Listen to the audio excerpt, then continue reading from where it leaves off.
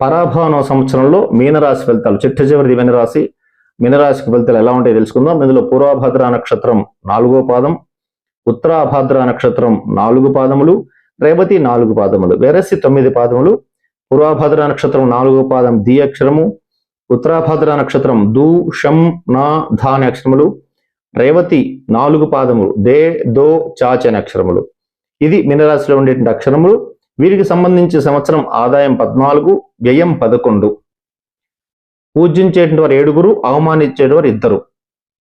ఈ విధంగా చూసినట్లయితే ఈ రాశి వారికి ఈ గ్రహస్థితి పరిశీలించి, అంటే వీరికి గురు, శని, రాహుకేతును పరిశీలించినట్లయితే బృహస్పతి, దేవగురువైన బృహస్పతి జూన్ 1వ తారీఖు వరకు చతుర్థంలోను, ఆ తర్వాత జూన్ 1 నుంచి అక్టోబర్ 31 పంచమంలోను, అక్టోబర్ 31 నుంచి జనవరి 24 వరకు షష్టంలోను ఉంటూ మళ్ళా జనవరి 24 నుంచి తిరిగి పంచమంలో సంవత్సరాంతం వరకు ఉంటారు.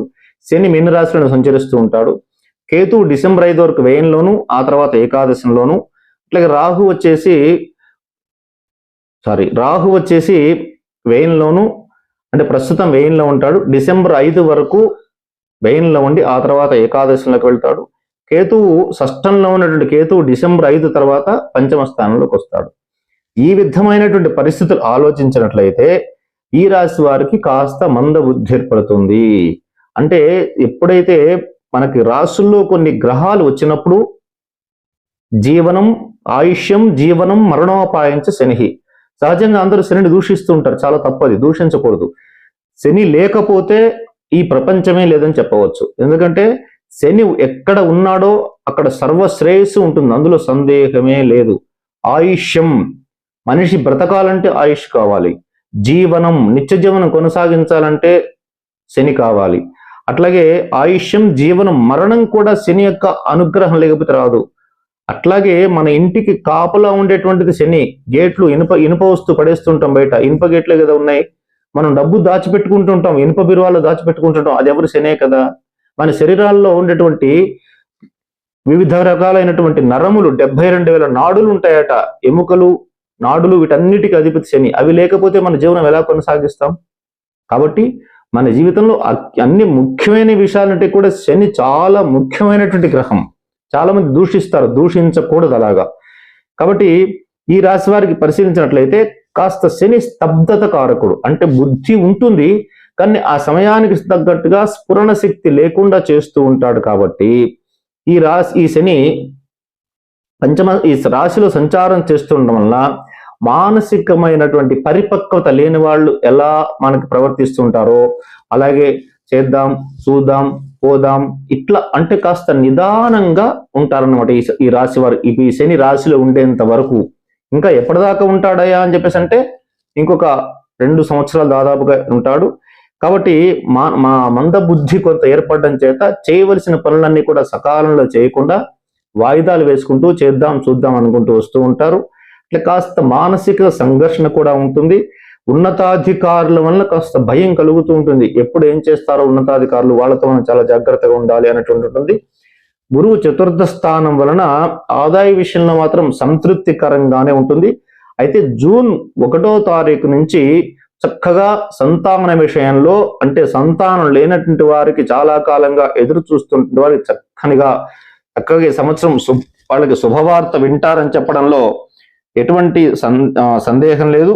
ఉద్యోగ రంగంలో కానీ, వ్యాపార రంగంలో కానీ, వ్యవహార రంగంలో కానీ, రాజకీయ రంగంలో కానీ ఏ రంగం వారైనా జూన్ 1వ తారీఖు నుంచి అక్టోబర్ 31వ తారీఖు వరకు కూడా తాము చేసేటువంటి ప్రయత్నాలన్నీ కూడా చక్కగా అద్భుతంగా నెరవేరుతాయి అని చెప్పడంలో సందేహం లేదు. అక్టోబర్ 31 తర్వాత మాత్రం మళ్ళీ జనవరి 24వ తారీఖు వరకు దేవగురువు అయినట్టు బృహస్పతి షష్ఠ స్థానంలో సంచారం చేస్తూ ఉంటాడు. కాబట్టి కాస్త జీర్ణశక్తి ప్రక్రియ దెబ్బతినడం, తద్వారా ఏదో చిన్న చిన్న అనారోగ్య సూచనలు కనపడడం, ఆందోళన పడడం, వైద్యుల యొక్క పర్యవేక్షణ అవసరము అనేటువంటి అభిప్రాయం కలగడం, ఇట్లాంటివి జరుగుతున్నప్పటికీ కూడా అది తాత్కాలికమే.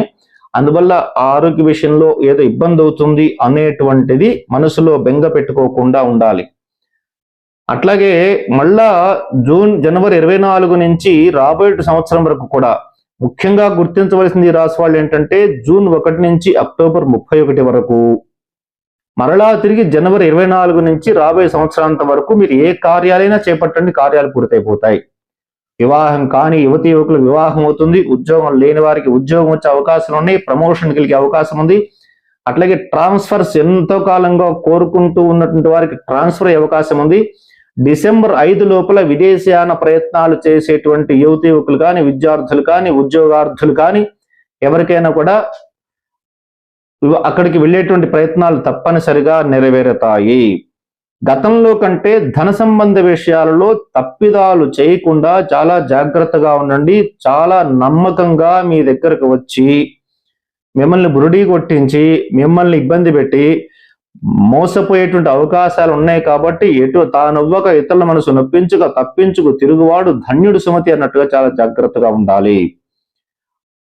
ఇంకొకటి, చేపట్టిన కార్యాలు పూర్తిగా ముందుకు వెళ్లకుండా, ఎందుకంటే రాశిలో ఉన్నట్టు శని దశమ స్థానాన్ని చూస్తూ మనం చేసే వ్యవహార, ఉద్యోగ, వ్యాపార, రాజకీయ రంగాలు ఎవరైతే ఉన్నారో అవన్నీ తొందరగా ముందుకు వెళ్ళకపోవడం వల్ల మానసిక ఆందోళన చాలా ఎక్కువగా ఉంటుంది. ఇది అవుతుందో కాదో, అవుతుందో కాదో, అవుతుందా అనే నెగిటివ్ థింకింగ్ వలన మనసులో ఎక్కువగా మానసిక ఆందోళన వచ్చి దానివల్ల కాస్త మానసిక వేదనకు గురి అయ్యే అవకాశం ఉంది.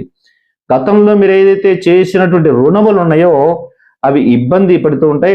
శత్రువుల భయం వలన కూడా కొంత శత్రువుల వలన కూడా కొంత అనవసరమైనటువంటి వివాదాలు ఏర్పడి తద్వారా న్యాయస్థానాల దాకా వెళ్ళవలసిన అవసరం కూడా రావచ్చేమో అనేటువంటి ఒక సందేహం కూడా మీకు ఏర్పడుతూ ఉంటుంది. ఆస్తి విషయంలో కూడా మీరు చాలా జాగ్రత్తగా ఉండకపోయినట్లయితే మీ ఆత్మీయులతో కానీ, మీ బంధువులతో కానీ, మీ జ్ఞాతులతో కానీ, లేదా న్యాయస్థాన వాళ్ళతో కానీ మీకు కొన్ని ఇబ్బందులు ఎదురయ్యేటువంటి అవకాశం ఉంది. కాబట్టి ఆస్తి సంబంధ విషయాల్లో అత్యంత జాగరూకతో వ్యవహరించాల్సిందిగా మీకు ముఖ్యమైన సూచన చేయడం జరుగుతోంది. డిసెంబర్ 5వ తేదీ వరకు రాహు యొక్క అనుకూలత వలన చక్కని సౌఖ్యవంత జీవనం ఉంటుంది.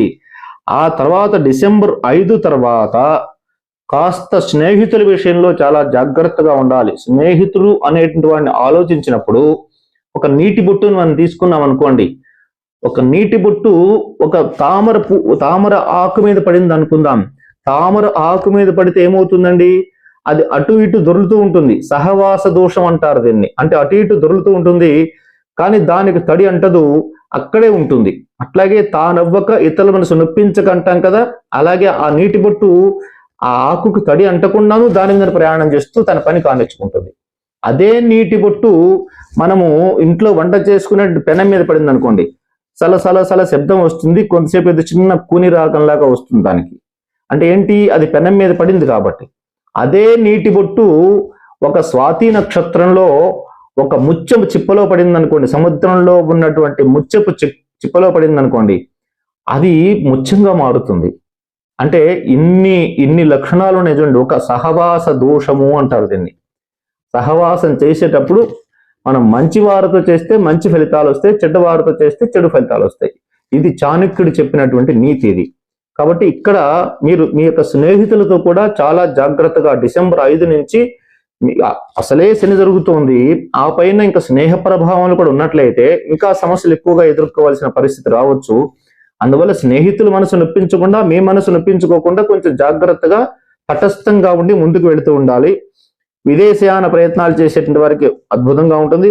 రాజకీయ రంగంలో ఉన్నటువంటి వారికి జూన్ 1 నుండి అక్టోబర్ 31 వరకు అత్యంత శ్రేష్టమైనటువంటి, అత్యంత అనుకూలమైనటువంటి కాలము అని చెప్పవచ్చు. అట్లాగే ఆ సమయంలో మీరు చేసేటువంటి పదవి కావాలి అనుకునే ఫలితాలు కానీ, పదవి కోసం చేసే ప్రయత్నాలు కానీ, దానివల్ల ఉన్నతాధికారులు, ఉన్నత అధికార వర్గం వారు మీరు సహకరించి మీ పదవికి కావలసిన సహాయ సహకారాలు అందించేటువంటి సమయం కూడా అది బాగుంటుంది. వ్యవసాయ రంగం వారికి కొంత శ్రమతో మాత్రమే ఫలితాన్ని పొందగలుగుతారు. అట్లాగే విద్యార్థులకి ఈ సంవత్సరం మంచి అద్భుతమైన కాలం అని చెప్పవచ్చు. కాకపోతే కాస్త బద్ధకాన్ని, ఎందుకంటే విద్యాతురాణం సుఖం ననిద్ర అని శాస్త్రం చెప్తోంది కాబట్టి విద్యని చదువుకునే వాళ్ళు చాలా జాగ్రత్తగా బద్ధకం లేకుండా, సుఖం లేకుండా, నిద్ర లేకుండా ఉన్నట్లయితే ఈ మూడిటిని జయించి తమ యొక్క మానసిక పరిపక్వతతో ముందుకు వెళ్ళినట్లయితే ఈ సంవత్సరం మీరు కూడా అద్భుతమైన ఫలితాలు పొందుతారు. అట్లాగే ఈ ఆరోగ్య విషయంలో కొంత ఆందోళనకరంగా ఉన్నప్పటికీ కూడా మీరు ధైర్య సాహసాలతో ముందుకు వెళ్ళి ప్రతి కార్యాన్ని కూడా పూర్తి చేయగలుగుతారు. ఈ రాశి వారు ఇంకా అత్యుత్తమైన ఫలితాలు పొందాలి అని చెప్పేసి అనుకుంటే నిత్యము మీకు దగ్గరలో ఉన్నటువంటి శివాలయంలో ప్రదక్షిణాలు చేయడం కానీ, లేదా వెంకటేశ్వర స్వామి వారి దేవాలయంలో ప్రదక్షిణాలు చేయడం కానీ, వెంకటేశ్వర స్వామి వారి దేవాలయానికి వెళ్ళినట్లయితే తులసి దళము తీసుకెళ్లి సమర్పించాలి. ఈశ్వరాలయానికి వెళ్ళినట్లయితే నిత్యము బిల్వదళము తీసుకెళ్లి సమర్పించి అర్చన చేయించుకోవాలి. ఒక అర్ధమండల కాలం అంటే 21 రోజులు. అట్లాగే ప్రతి మాస శివరాత్రి రోజున రుద్రాభిషేకం కానీ, లేనట్లయితే మీకు అది కూడా వీలు కానట్లయితే ప్రతి మాసంలో వచ్చేటువంటి సంకట చవితి రోజున గణపతి దేవాలయానికి వెళ్ళడం వల్ల కూడా అద్భుతమైన ఫలితాలు వస్తాయి. ఏదైనా నేను చెప్పినటువంటి ఫలితాలన్నీ కూడా పాటించినట్లయితే మరిన్ని ఉత్తమమైన ఫలితాలు పొందవచ్చు. ఈ రాశి వారికి అదృష్ట వారములు వచ్చేసి ఆదివారము, సోమవారము, మంగళవారము, గురువారము. అదృష్ట దిశ వచ్చేసరికి తూర్పు, ఉత్తరము. అట్లాగే అదృష్ట వర్ణములు, రంగులు అంటే పసుపు colour, orange colour, red colour బాగా మంచి యోగిస్తాయి. అదృష్ట రత్నం వచ్చేసరికి ఎవరైనా సరే ఇక్కడ ఆలోచించాల్సిందంటే రత్నములు అనేటువంటిది వ్యక్తిగత జాతకాన్ని జ్యోతిష్య పండితుడి దగ్గర వెళ్ళి పరిశీలించుకుని మాత్రమే ధరించాల్సి ఉంటుంది. ర్యాండమ్ గా పరిశీలించినప్పుడు కనకపుష్య రాగము కానీ, లేదంటే పగడము కానీ పెట్టుకోవచ్చు. కనకపుష్య రాగం అయినట్లయితే ఈ వేలికి ఒక 3 క్యారెట్ల పైన ఉండాలి. అట్లాగే పగడం కానట్లయితే ఈ వేలికి పెట్టుకోవాలి, ఉంగరం వేలు అంటారు, దీనికి పెట్టుకోవాల్సి వస్తుంది. అది కూడా 3 క్యారెట్ల పైన ఉండాలి. ఈ రత్నాల విషయంలో మాత్రం తొందరపడి ధరించకుండా జ్యోతిష్య పండితుల యొక్క సలహా మేరకు ధరించినట్లయితే జీవితంలో మరిన్ని ఉత్తమమైన ఫలితాలు మీరు పొందగలుగుతారు.